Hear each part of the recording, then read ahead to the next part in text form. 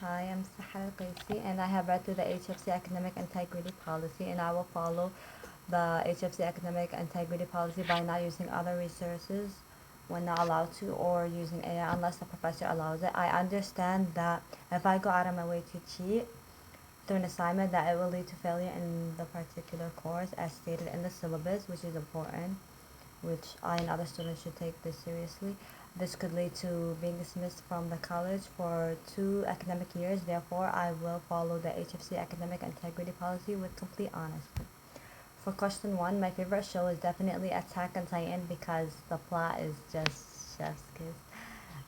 Siyama, the creator of Attack on Titan, knew every detail from the beginning, how no one is really the villain because the story presents multiple perspectives, making it clear that the concept of good and evil are subjective and it's a constant cycle of misunderstanding and violence.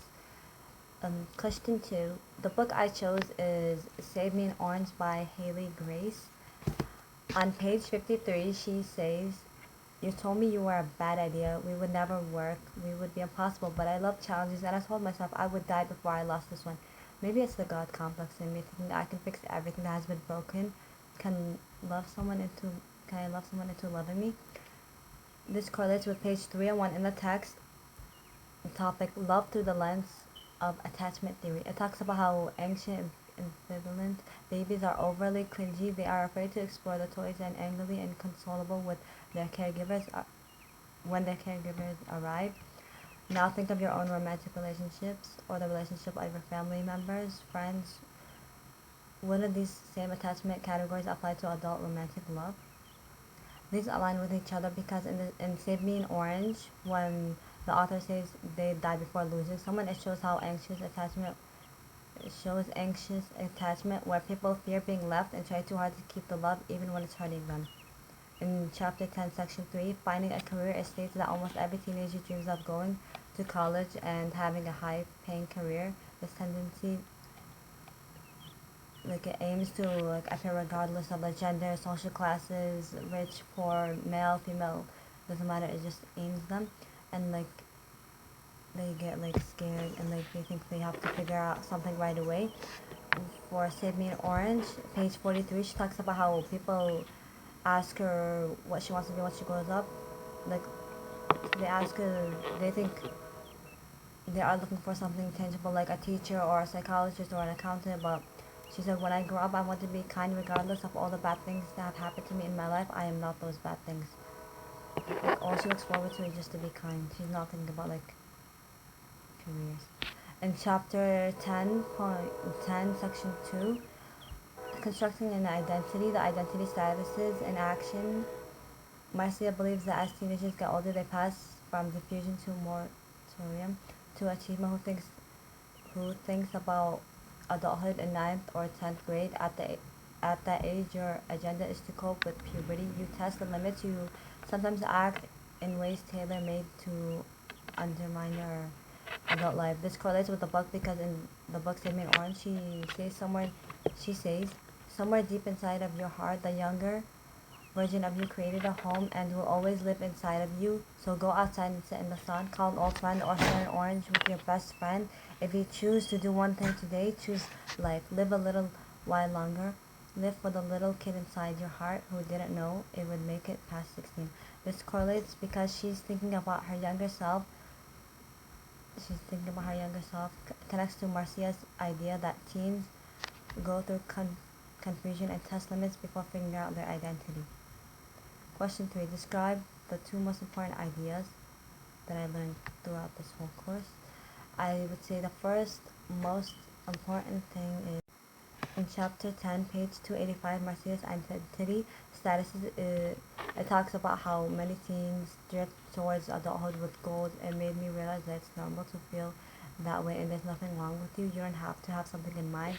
It will only make you feel ashamed and worthless. It shouldn't be rushed. You should see what you're into, and if you like doing it, then you should make it your career instead of getting into something because of the name.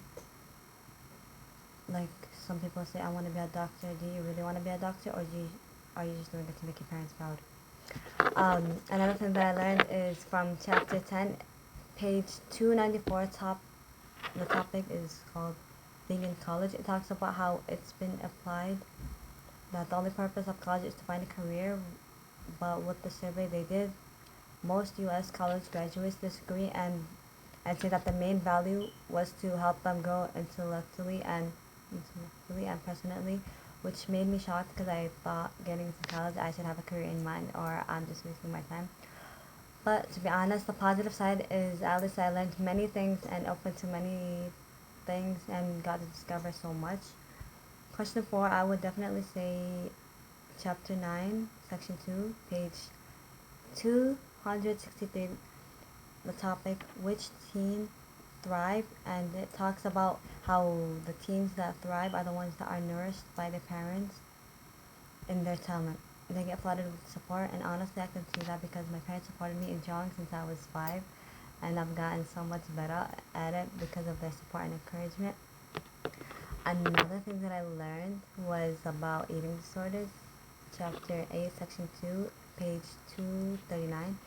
I had I've had it for so long, but I didn't know what it was. I just thought it was something that I was going through and just very unexplainable because I didn't know how to express what was going on. Like it didn't make sense why I was doing that or why I was thinking that.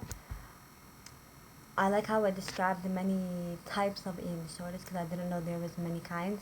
There's anorexia, which is deadly because they starve themselves and they limit themselves to many things and lose weight in a short amount of time, which is very risky. There's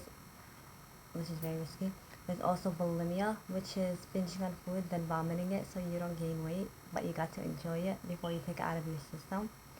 There's also binge eating where you just keep binging because of a long time a long time of restriction or because you find or because you find comfort in it and it's your coping mechanism.